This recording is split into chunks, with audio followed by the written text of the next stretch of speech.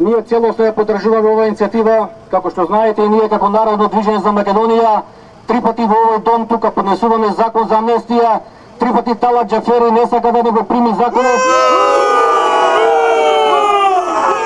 3 пати го враќа, но ние ќе издржиме во текот на утрешниот ден.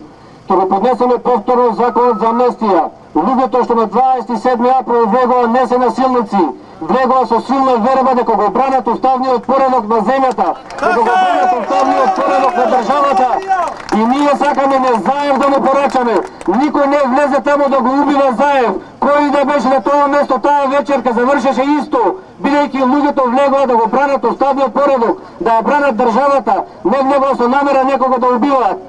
Сега на сите веќе ни е јасно, со поднесување на закони, со формални иницијативи не можеме да постигнеме ништо. Ова не може да го брани ниту пратениците, ниту владата, ниту председателот. Со ова може да го одбрани сега само народот. Само македонскиот народ може да го одбрани.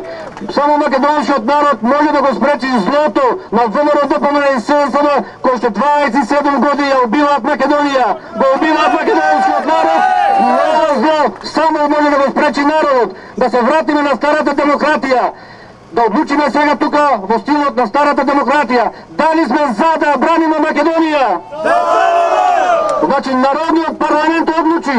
Наредниот пат нашиот повик ќе биде уште посилен и уште пожесток. Ќе се видиме тука за 10 дена.